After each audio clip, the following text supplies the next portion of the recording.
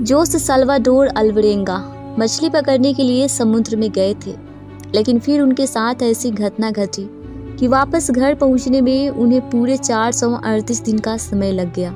आखिर इनकी दर्दनाक कहानी क्या है, चलिए शुरू से जानते हैं। जोस पेशे से मछुआरे थे जो मछली पकड़कर बेचा करते थे और उन्हीं से उनका घर चलता था। उनके परिवार में जोस की बूढ़ी माँ और जोस के 13 साल की बेटी थी, जिनका जीवन जोस पर ही निर्भर था। हर दिन की तरह जोस और उनके साथी कोर्डोबा 17 नवंबर 2012 को अपने मेक्सिको के गांव से बाहर निकलकर मछली पकड़ने के लिए समुद्र में गए।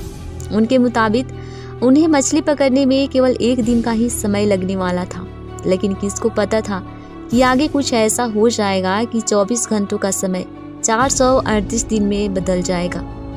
उन दोनों का प्लान था कि वो केवल ब्लैक टिप शार्क और सेलफिश को ही पकड़ेंगे।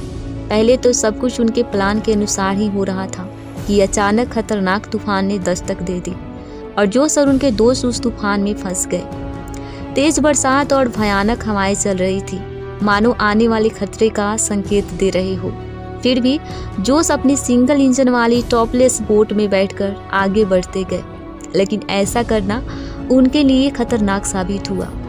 वे दोनों उस तूफान में फंस चुके थे और उनकी नाव का मोटर और रेडियो जैसे सभी जरूरी चीजें भी खराब हो गई थी, जिनके जरिए वो मदद मांग सकते थे। अब उन्हें जैसे तैसे अब अपनी जान बचानी थी, इसलिए उन्होंने जो 500 केजी मछलियां पकड़ी थी उन्हें वो समुद्र में डाल दिए ताकि बोट का वजन कम हो जाए। उनके पास ना तो नाव को चलाने के लिए पतवार थी, ना अंधेरे को दूर भगाने के लिए टॉर्च था और ना ही खाने पीने का सामान। जब भूख असहनीय हो गई तो जोस और उनके साथी ने खुद मछलियाँ, जेलीफिश, कछुए, समुद्री पक्षी को पकड़ते और उनका कच्चा मांस खाकर अपनी भूख को मिटाते। पहले तो वे बारिश का पानी भी पी लेते थे, पर फिर एक वक्त ऐसा भी आया कि उनके पास पीने का पानी भी नहीं था, इसलिए उन्होंने कछुए का खून तक पिया। 4 महीनों तक उन्होंने ऐसे ही गुजारा किया।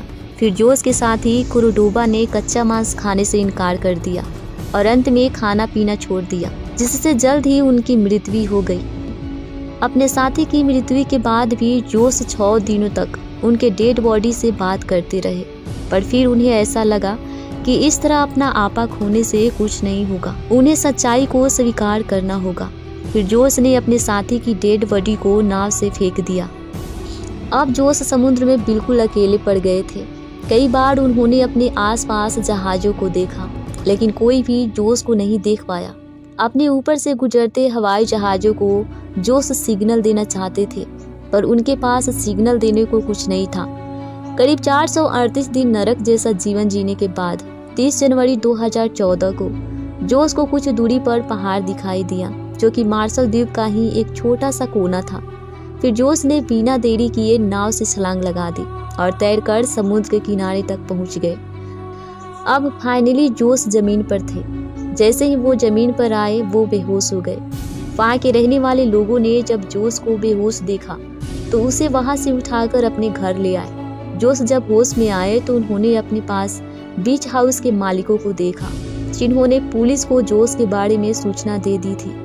पुलिस ने जब देखा कि जोस के टखने सूज गए हैं, आंखों की रोशनी कम हो गई थी, वह बहुत मुश्किल से चल पा रहे थे और उनके बाल जैसे किसी झाड़ी की तरह उलझे हुए दिख रहे थे, तो पुलिस को लगा कि जोस के साथ किसी ने मारपीट की है।